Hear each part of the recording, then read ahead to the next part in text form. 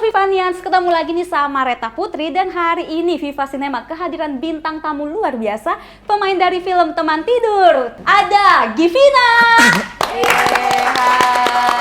ada Geisha,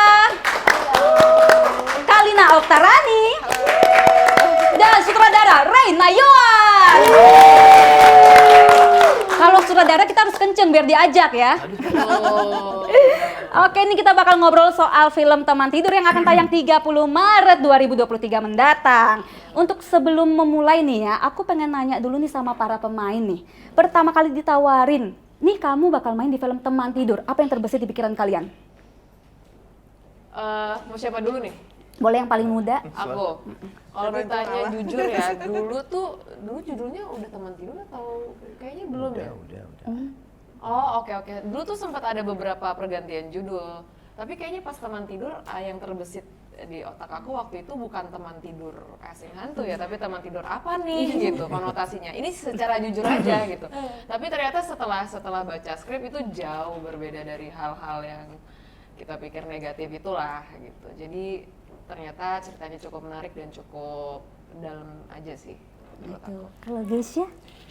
Sama kayak Givina juga pas dikasih tahu Teman Tidur kayak teman tidur, wah Siapa teman nih? tidur Gitu. siapa nih kayak gitu. Iya. Cuman pikirnya ada unsur-unsur ke arah sana, tapi ternyata malah nggak ada sama sekali. Terus juga ceritanya juga menarik dan banyak pesan moralnya sih yang bisa diambil. Oke, kalau Kak Kalina nih pertama kali denger. Kalau aku yang pasti pas ditawarin untuk Teman Tidur bukan karena dari judulnya. Aku peran sebagai apa, dan peran aku sebagai yang nggak jauh-jauh ya dari yang mistis-mistis gitu. Jadi ya oke. Pas dilihat aku sebagai istri dari seseorang yang bisa melihat kayak gitu-gitu. Coba deh, dan jujur memang ini film pertama gitu deh, kenapa enggak coba gitu. Jadi kalau yang lain judul-judul, kalau Kak Kalina langsung ke peran gitu ya?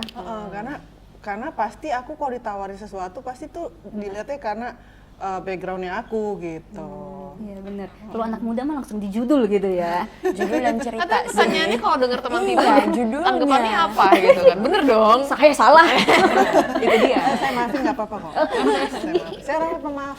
Oh iya bener. Kalau di infotainment sih aku ngeliatnya gitu. Oke, nih kita lanjut ke filmnya ya. Kalian nih karakter perannya seperti apa satu-satu dari kamu lagi? Aku Amanda, dia tuh gadis yang kalem, dia agak pemalu, introvert, tapi at the same time dia nggak malu-malu saat menunjukkan skillnya, yaitu dalam hal biologi gitu. Dan apa ya, karena dia mungkin dari luar kota, jadi dia agak susah untuk bisa fit in di sekolahnya. Tapi ternyata di situ ada satu orang yang baik menurut dia, yaitu Oh, kalian pembesti. Jadinya teman di situ.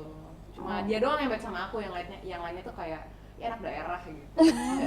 Aku di situ berperan sebagai Claudia. Claudia ini anaknya tuh dia baik, terus juga friendly, bucin banget. Jadi si Claudia ini punya pacar, sangat-sangat bucin sekali. Sampai akhirnya ketemu sama Amanda, terus bisa temenan juga sama Amanda. Terus si Claudia ini ada bergeng gitulah. Tapi ya itu dia tadi kata Amanda, di geng itu nggak ada yang temenin dia. Semua pokoknya satu sekolah nggak ada yang temenin dia. Yang temenin dia cuma aku aja. Kalau Kak Kalina? Aku tuh sebenarnya tuh perannya sebagai seorang istri dari dukun. Jadi sebenarnya sih bukan dukun, jadi dia tuh bekerja sebagai reparasi dari elektronik. Cuma dia bisa melihat apa seperti kayak gitu. Jadi kalau misalkan ada sesuatu tuh pasti orang-orang tuh datang ke suami aku untuk melihat kayak menerawang masa depan atau kayak gimana kayak gitulah ceritanya. Nah itulah makanya dipilihlah aku sebagai film itu, peran itu. Oke, berarti kakak juga punya kekuatan untuk melihat?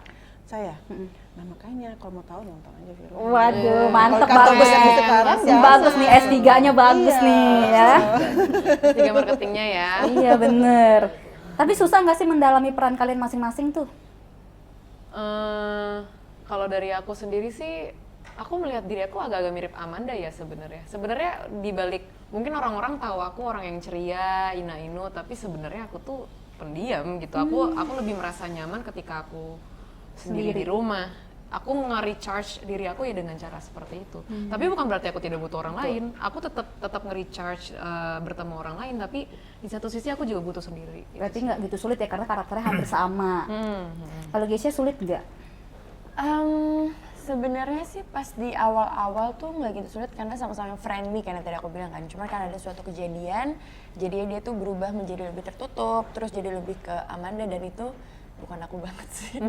Iya benar. Aslinya aku ya friendly juga kayak gitu. Cuman ya ada plus minusnya gitu sih.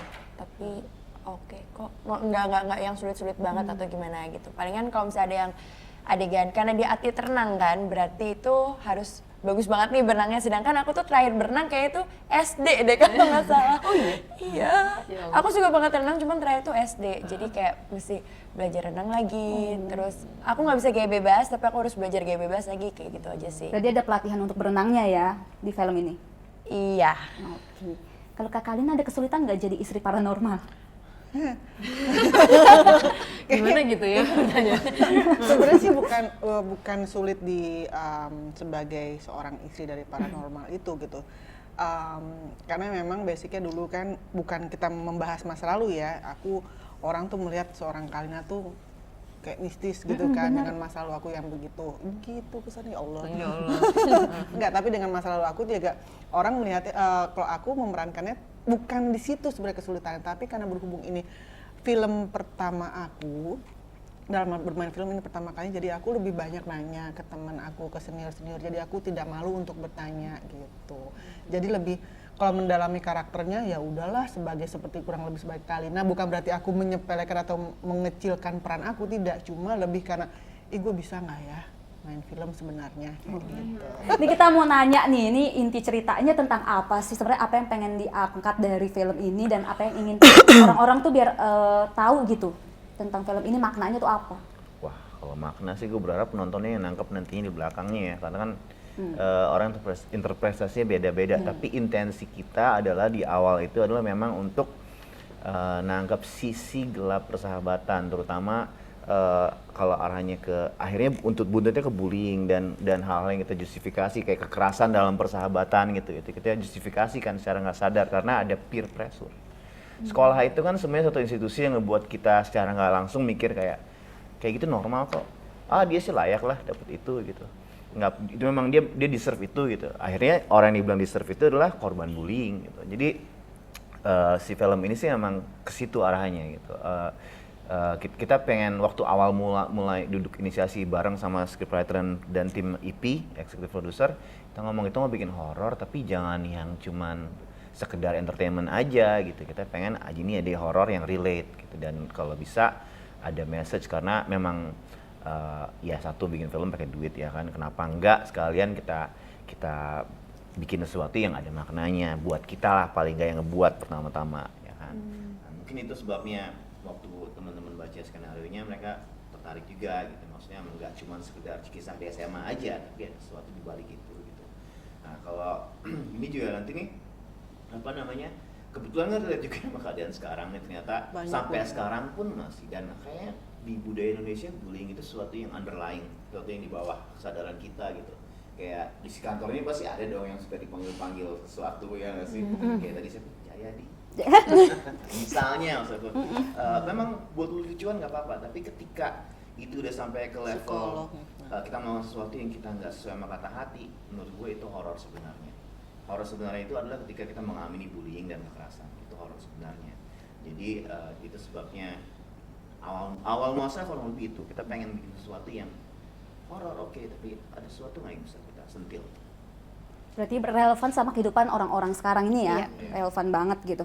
Nah tapi kalau misal kita ngomongin soal judul, apa korelasinya perundungan dengan teman tidur? Karena aku pribadi pun sama kayak mereka nih, konotasinya langsung negatif gitu. Ya, sebenarnya di cerita ini nih penyebabnya itu adalah kenapa judul teman tidur itu adalah message yang ditinggal. Jadi ada, kalau tahu murder mystery nggak? Kalau cerita namanya closed room mystery. Jadi ada kasus pembunuhan, kalau kita baca Sherlock Holmes atau kita nonton film-film detektif itu ada yang kasus seakan-akan bunuh diri gitu kan istilahnya ya. Spoiler alert. Tapi itu biasanya ada pesan terakhir. Nah, pesan terakhir beliau adalah gitu mengenai teman tidur gitu. Oh, Kata-katanya itu Kelly akan menjadi teman tidurmu hingga ajalmu tiba. Itu message-nya. Jadi korban-korban itu dapat message itu, makanya teman tidur. Oh, berarti benang merah dari pesan Yes. itu, makanya judulnya adalah Teman Tidur. Tapi kalau dari film Teman Tidur ini sendiri, ada sesuatu nggak sih solusi yang bisa teman-teman lain nih penonton tangkap gitu dari film ini? Kalau solusi sih pastinya Amanda di film ini melakukan hal yang benar. Itu ada adegan itu sih. Tapi kalau tawaran kita sebenarnya simple sih, sama seperti di apa namanya kementerian apa ya, yang bikin Sapa 129 itu, mereka kan intinya sebenarnya slogan mereka gitu, premis mereka adalah speak up. Kenapa mereka punya hotline Sapa 129 yang kita taruh di temantidur.com juga, kita link. Jadi kalau kita mau lihat trailernya, lihat temantidur.com, nanti di situ ada link ke Sapa 129. Jadi apa namanya, itu untuk speak up sih sebenarnya filmnya. Ini mengenai semua yang terjadi di film ini adalah karena kita menunda, karena kita ngerasa kalau kita diem aja gitu, semua akan baik-baik aja gitu. And it's not.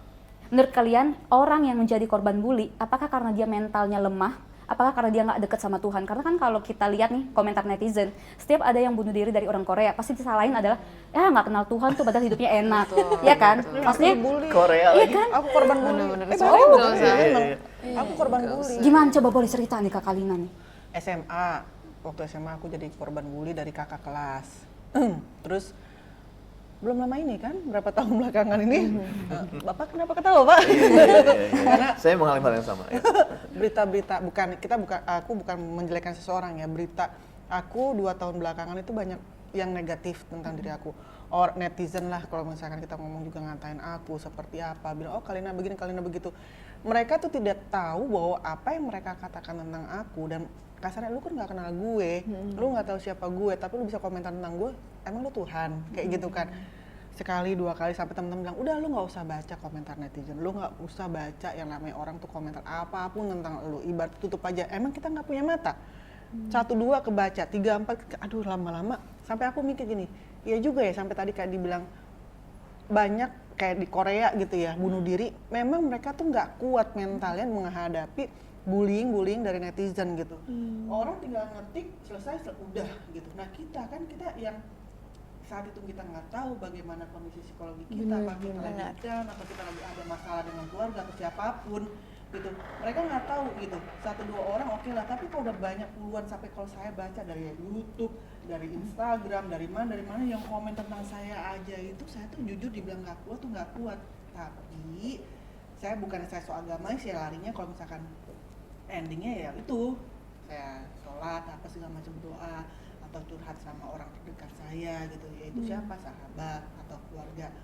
Tapi kan ada di mana orang yang nggak bisa speak up gitu, yang ngerasa bahwa bukan saya bilang berdoa tuh bukan solusi yang baik, enggak, saya bilang kalau saya sih berdoa itu buat saya tuh luar biasa efeknya. Tapi ya, untuk some people kan ngerasa enggak, ini nggak cukup, gue pengen gini, sampai ada yang bunuh diri apa segala. Itu yang kalau saya bilang jahat banget, beneran deh. Itu jahat.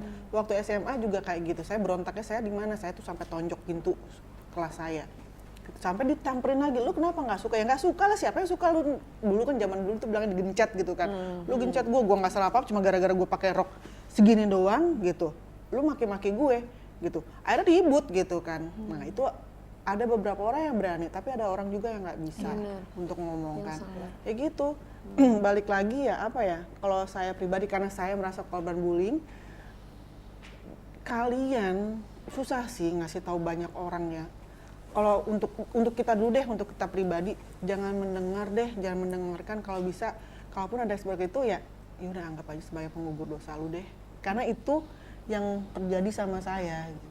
Tapi untuk kalau saya kasih tahu untuk kalian semua yang jutaan manusia yang nggak bisa saya omongin satu-satu, tapi kalau mau nonton video ini, YouTube ini, saya cuma minta coba dong kalau kamu menjadi saya, enak nggak digituin? Kuat aja. Kuat enggak. Nggak usah 1 jam deh menggunakan sepatu saya, 1 menit aja, bunuh diri kali mereka. Gitu.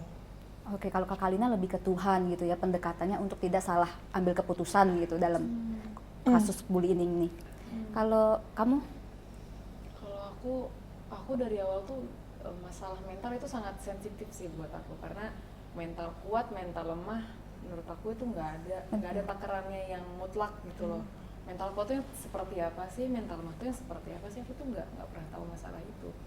Tapi untuk orang-orang yang ringan mulutnya untuk menghakimi hidup orang lain, menurut aku kalau kamu nggak bisa berbuat mengatakan hal baik, mending tidak usah sama sekali.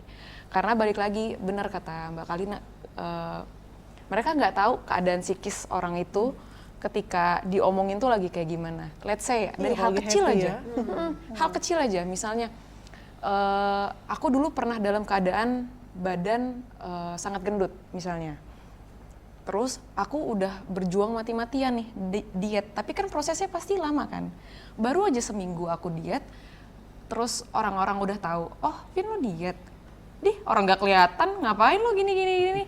Kan kayak, lo tahu nggak, gue tuh dari kemarin gue mati-matian nahan maksudnya untuk makan makanan manis apa-apa, tapi hal kecil kayak gitu aja tuh lo bisa Dengan dengan gampangnya, gampangnya ngomong kayak gitu sih. Itu hal yang masih kecil banget gitu.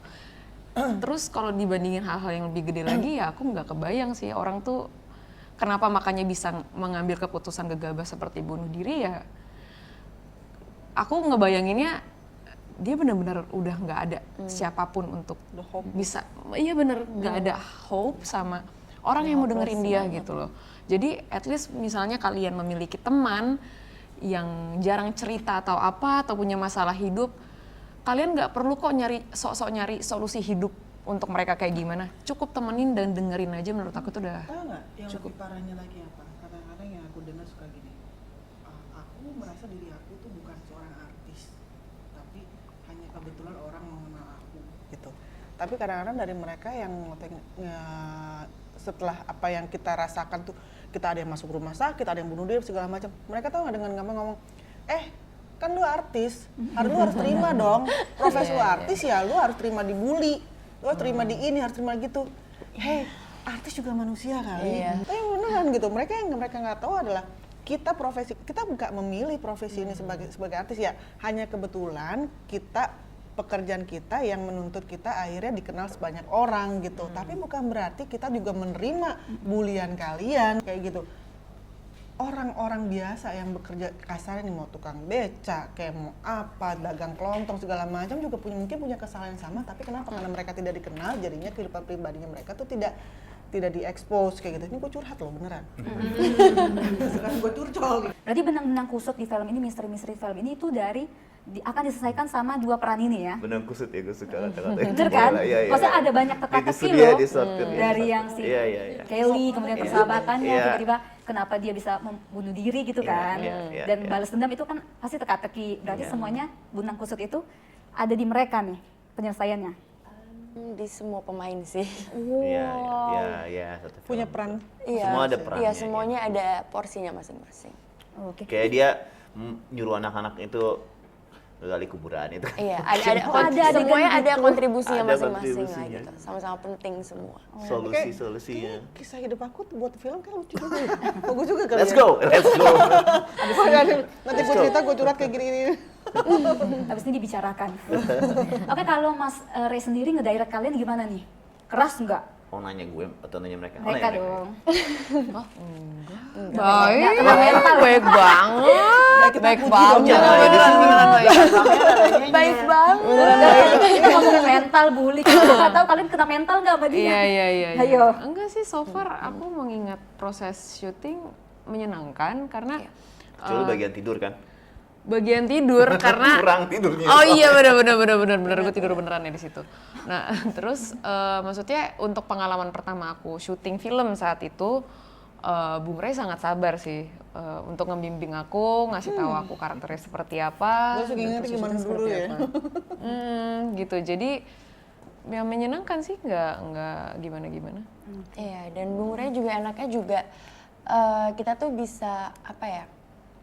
Bisa ngebedah bareng-bareng gitu loh, kayak nge-explore karakternya gimana, chemistry-nya gimana. Karena kan kadang ada beberapa, nggak semua, cuma ada beberapa yang nggak pokoknya gue mau kayak gini gitu. Kalau Bung Rey tuh nggak, Bung Rey tuh tipe yang kayak oh ya udah, jadi menurut lo gimana, tetap mau pikirin sudut pandang dari orang lain tuh gimana, dari aku sendiri, apalagi aku memerankan Claudia, aku sendiri tuh gimana nanggepinnya kayak gitu.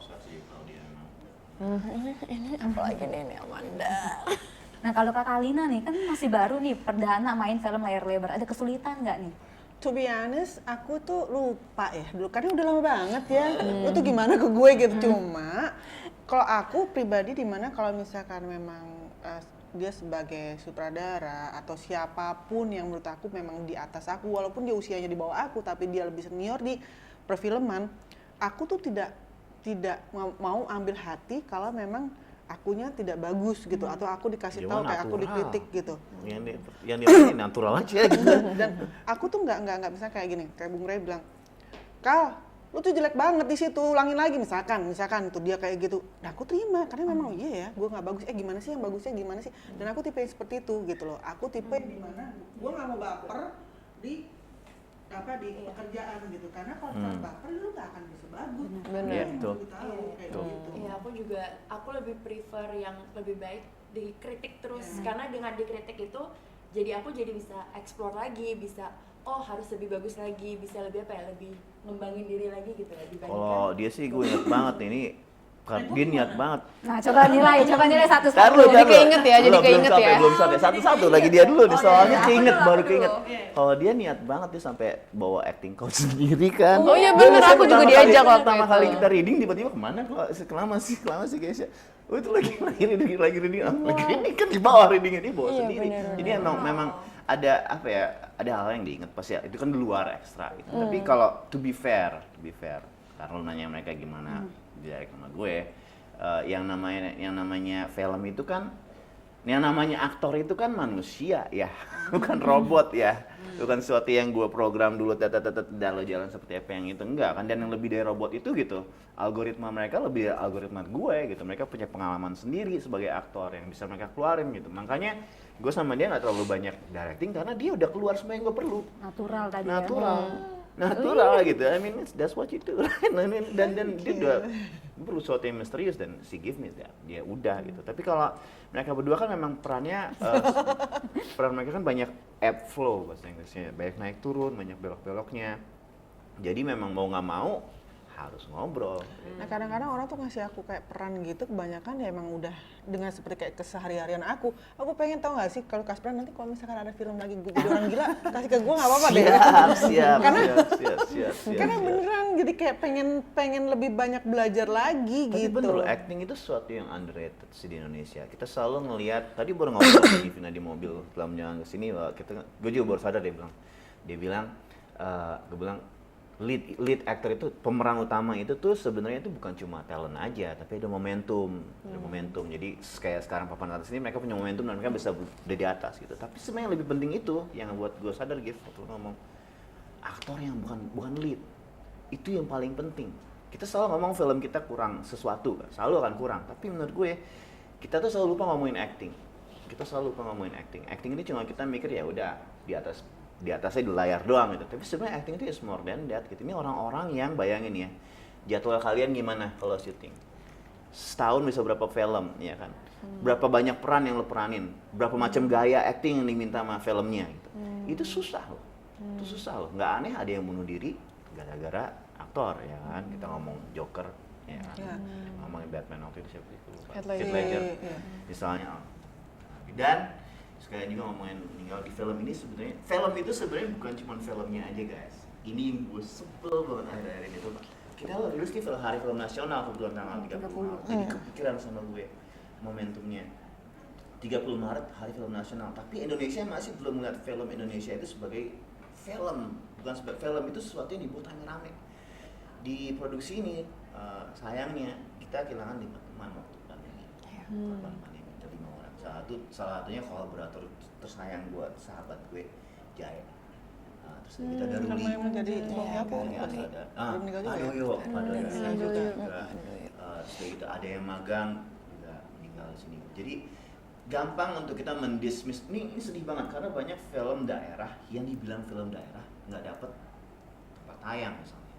kan kasihan gitu orang-orang ini, ada orang di belakang film guys. Maksud gue kita pengen, kalau paling nggak usah, don't go bullying, jangan dibully deh film Indonesia gitu menurut gue. Coba lebih kenal lagi deh, semuanya film bagus kok. Maksud gue ada hal-hal yang berbeda yang dari film dunia, film Indonesia itu sebenarnya. Ada pengalaman mistis nggak sih? Wah, mungkin Givina bisa cerita. Apalagi aku ngeliat di trailer tuh ada adegan yang baca pesannya si Kelly kan? Iya. Aku nggak ada sih. Apa sih? Kamu nggak ada ya waktu itu ya? Ada, cuman di belakang. Oh, nggak ada. Ada di sebelah Baskara. Cuma ada di Anda sama Baskara doang. Jadi ini selama aku syuting horor, aku baru pertama kali ngalamin hal horor beneran waktu di lokasi. Jadi waktu itu tuh ceritanya aku tuh lagi pengen kayak berkomunikasi sama si Kelly inilah gitu. Jadi sempet merem, terus nanti aku disamperin Kelly, ina inu. Terus adegan itu memang aku lagi tiduran sama harus merem. Tapi aku waktu udah action saat merem terus di-cut, aku nggak bangun-bangun. Rasanya tuh kayak gelap semua. Ternyata waktu lihat playback, mataku kebuka. Ih, serem banget. Nggak ketutup. Emang aku belum cerita sama kamu ya? Iya, ternyata pas. Terus pokoknya ternyata mataku tuh nggak pernah ketutup, kebuka terus. Tapi kan pandanganku tuh hitam semua. Hitam semua. Terus lama-lama kayak muncul warna. Udah tuh aku bisa ngeliat. Terus aku panik kan kayak. Gemeteran dia? Aku gemeteran. Asli. Dia tadi aku di mana ya? Dan itu kita syuting tengah malam ya? Jam 2 pagi, Pak. Aku inget gue banget. punya pengakuan. Gimana? Maaf, Iya, saya jelaskan sedikit.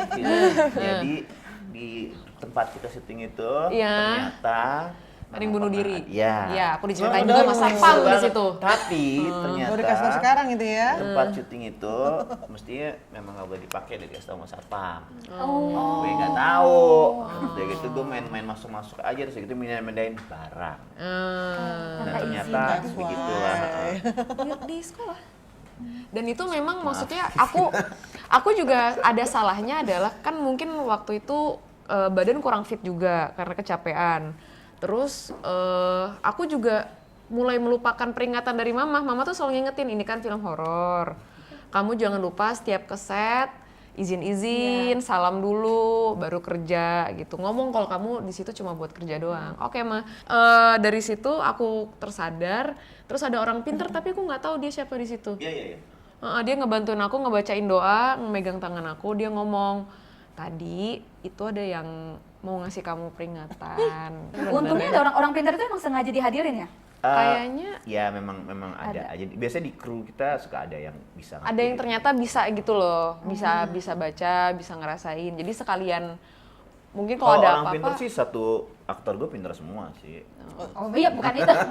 Orang yang tahu gaib. Iya. Yang tahu gaib gitu. Iya. Kebetulan emang ada aja gitu ya. Ada. Iya. Dan memang itu kuat sih. Soalnya emang kan pada ngeset di situ tuh, kru-kru itu memang gak ada yang mau di situ, digangguin terus. Di mana sih lokasi syutingnya? Waduh, rahasia.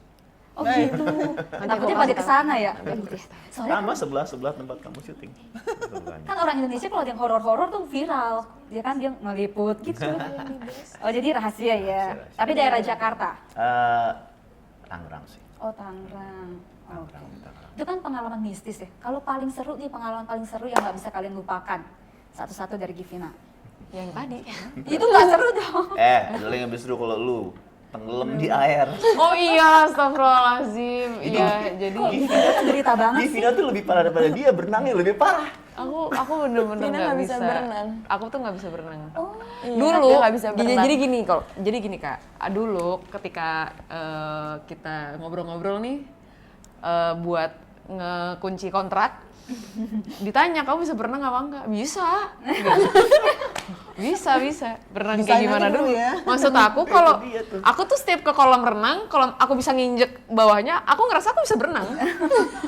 Tapi ternyata bisa berenang adalah bisa ngambang. Bener. Nggak bisa kalau itu. Nah itu tuh pas kita udah mulai reading barulah aku ngomong sama Bre, ini tuh nanti adegannya gimana? Iya nanti lo tuh bakal diseling ke bawah, lo nanti akan tenggelam gitu. Bre, aku nggak bisa ngambang. Dia nggak bisa. Lucu banget. Badan doang masuk di atas terus. Lah muru-muru gitu juga nggak bisa. Tarik. Aku keburu panik. gitu. Jadi kayak sebelum Kenapa syuting, kalau di atas gak bisa masuk? makanya sebelum syuting aku memang ya udah ngambil beberapa kelas dulu untuk adegan itu. setidaknya safety supaya aku ngerasa aman ketika ditarik ke bawah pakai sling. Kalau aku sih sebenarnya karena aku tuh waktu itu syutingnya tuh cuma seharian gitu ya, malam sampai pagi sih sebenarnya, tapi Maaf. yang katanya Kebiasaan.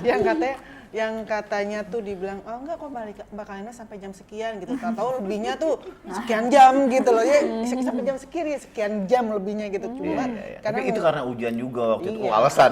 Ya, Jadi apapun macet itu. kan hujan tuh Jakarta macet. Udah. tapi waktu itu bukan Jakarta katanya kan. Udah lalu ya, nggak sangat pembenaran. Tapi sih karena memang krunya di sana menyenangkan, maksudnya lebih jadi kita nggak terasa lah pekerjaan lama itu, jadi nggak terasa. Nah itu juga loh, nunggu itu menurut gue hal yang buat gue salut sama aktor, buat mereka yang mau nunggu itu amazing. Itu amazing. Kayak gue nanya, Kan main. berapa lama lagi di sini? Kalau gabung. Tapi kan mereka seru jadinya ya udah. Nggak Keadaan di sana terasa ya. seru. Kan Bung Ri tadi ngomong amazed banget sama pemain-pemain. Masalahnya kan itu aku syuting pertama kali ya. Jadi aku berpikir, oh syuting tuh kayak gini ya. Bagus dong jadi siapa? Bener sih, jadi kalau di judul-judul selanjutnya sempet nemu yang enak. Oh ternyata normalnya tuh harusnya begini. Tapi kalau ketemu yang kayak begitu lagi, teringat Bung Ri. Aku lebih kuat gitu. Mas Ray sendiri melihat nih tayangannya, golden scene di film ini. Waduh, banyak sih. Oh, salah satu yang favorit selain mereka ya, maksudnya di luar mereka kan ya. Gue sangat salut kita ada 2 aktor senior yang mau ikut main. Satu Bu Maria Medina. Oh, Gue akhirnya sebagai penggemar bisa ngedirect dia gitu, itu satu yang menarik sih, karena kaget banget gue ternyata aktor zaman dulu tahu lensa. Jadi waktu kita taruh kamera, ini lensa berapa? 50 ya? Oh close up tangan doang dong, gitu ya, dia tahu gitu kan. Iya. Wow, sampai amazed, sampai benar-benar yang kok dia lebih tahu dari gue kadang-kadang gitu, sampai kadang-kadang terdistract gitu. Nah, tapi berkat gue jadi ngerti gimana cara ngadepin yang lebih senior gitu. Yang satu lagi Mas Gunawan. oh Mas iya. Gunawan. Nah, selama ini kan kita kenal dia di FTV atau di itu sebagai peran baik-baik atau jarang antagonis kan. Di sini gue main dari di Psycho. Dan he really break out. Gue berharap nih kalau ada lagi nih kalian bisa main sama dia lagi atau gimana ya. Itu dia, gue seneng banget. Golden scene, bukan golden scene ya semua kok. Ya saya mah semuanya golden. Tapi maksudnya si ngomong gitu nih. tapi bener-bener ngeliat Mas Gun seru gitu, maksudnya jadi ngelihat oh ada dimensi lain, dimensi keaktoran dia tuh ada yang lain gitu, yang belum ke explore. Itu menarik banget. Berarti Mas Gunawan beda banget di film ini ya? Oh beda banget. Bukan seperti dia, Tapi tetap ganteng. Iya itu bagian situ sih, tetap ganteng sih juga. Ada kesulitan nggak menggait Mas Gunawan? Mas Gunawan sangat kooperatif. Nah ini juga gue nemuin perbedaan di sebelah aktor kiri. zaman dulu sama Kiri kan aktor lebih sekarang. kecil. Banyak banget lah yang temuin kemarin di film ini ya, kalau dari sisi directing. Tapi yang pasti dia gampang banget sih kalau menurut gue. Karena tapi semuanya gampang kok, semuanya kooperatif kok, kolaboratif, maksudnya nggak ada yang aneh-aneh gitu, yang tiba-tiba, misalnya gue pernah syuting sekali dikudeta sama aktor, gue pernah dikudeta dulu gitu. Dia lebih mendominasi ya? Jadi dikudeta, beneran dikudeta. Kita mau syuting hari ini gitu. Ada aktor kayak gitu, dia ngajak teman-temannya aktor lain untuk sama-sama menghentikan syuting. Bayangin, kita syuting jauh lagi Nggak tempat. bisa di-spill itu? Nggak bisa?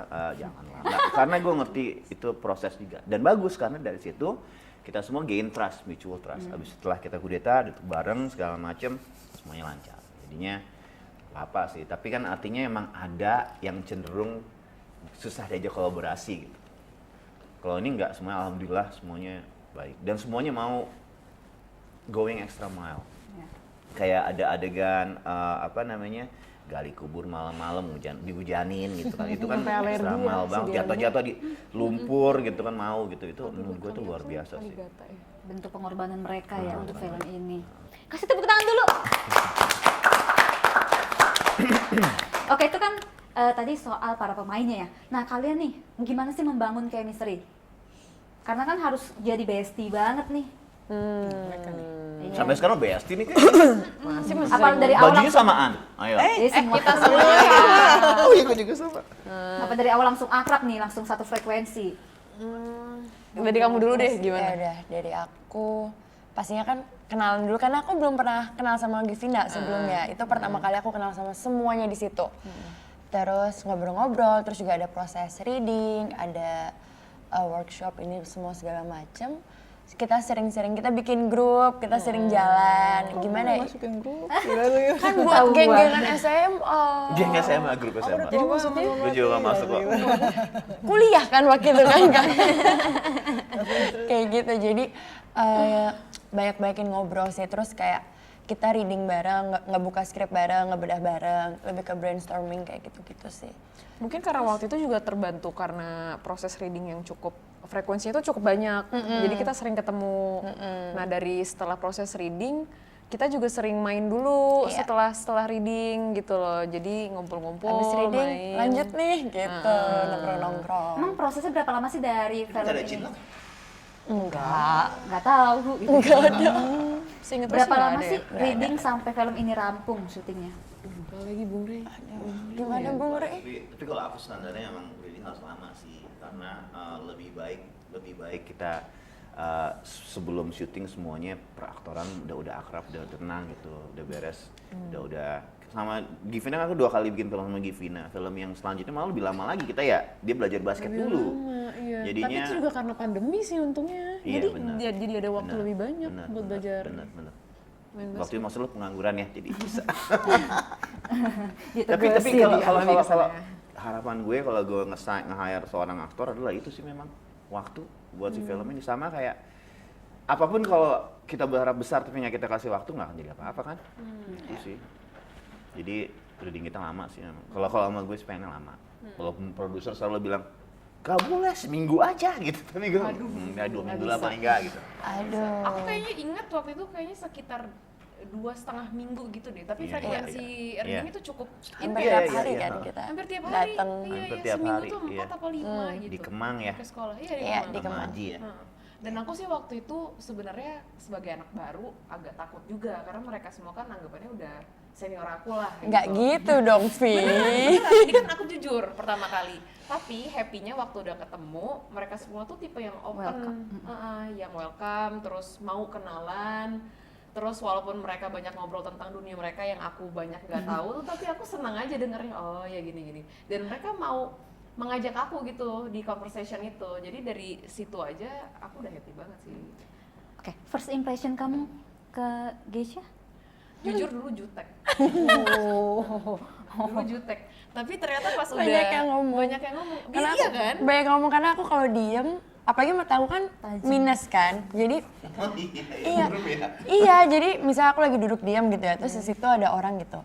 Aku nggak ngeliat dia siapa, daripada aku maksain kata dokter aku makin minus nanti. Jadi aku kayak, oh ya udah, nggak tahu itu siapa, ya udah gitu. Oh ya udah. Iya. Oh ya Kok orang? Iya, oh ya ada orang. Kalau misalnya ditegur, oh iya baru kayak gitu. Banyak yang ngomong kayak gitu sih. Terkesan sombong jadinya. Terkesan sombong memang. Enggak, karena emang aku nggak ngeliat. Ini ngeliat nggak ini? Ngeliat kok. Jangan tadi nggak ngeliat. Iya, aku udah minus selinder gitu. Banyak sih, Udah banyak minus yang bilang. silinder.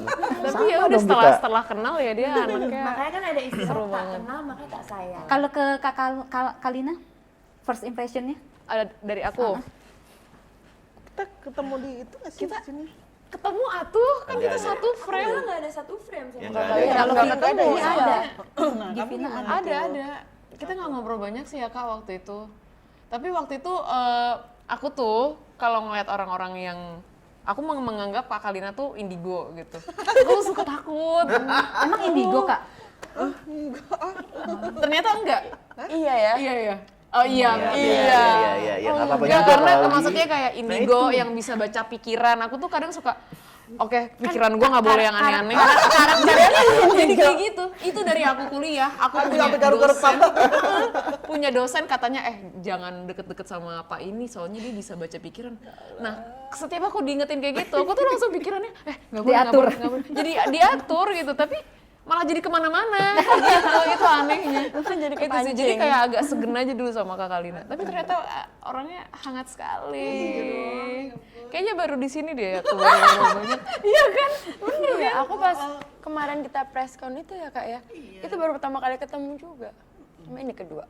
Tapi gimana? Nggak kayak seperti yang Nggak yang serem kan? Tapi kenapa ya? Iya itu abis itu indigo aku jadi kayak, oh ya oke, jaga pikiran, enggak. takut gitu. Takut. Pesan moral, pesan nilai apa sih yang pengen kalian kasih ke penonton dari film ini? Dari kamu, Vina. Pesan moral ya?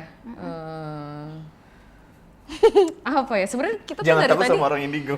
Jangan takut dibaca pikiran. itu betul. Tapi menurut aku kayaknya dari obrolan kita yang sebelumnya itu Bullying. udah Pesan cukup moral jelas semua. sih dari pesan moralnya kalau jangan terlalu mudah menghakimi orang lain sih itu.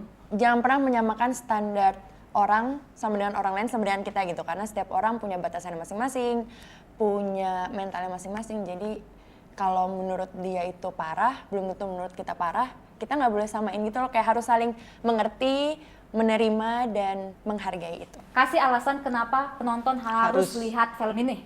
Yang pasti sih performance mereka ya. Maksud gue aktor-aktor ini kan main sih. Maksud gue komitmen mereka bagus banget. Itu satu. Terus juga dua, karena ini film Indonesia, ya kan. Gak hanya Teman Tidur aja sih, sebenarnya banyak yang butuh penonton gitu. Karena orang selalu bilang Indonesia itu penontonnya banyak banget. Mana?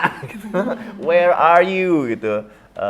Dan jangan boleh lah lihat review atau apa, tapi buktiin sendiri aja, datang gitu. Kalaupun filmnya nggak sesuai dengan ekspektasi, mungkin memang filmnya nggak seperti ekspektasi itu mestinya gitu. Jadi film itu apa adanya, itu seperti itu, ya udah gitu.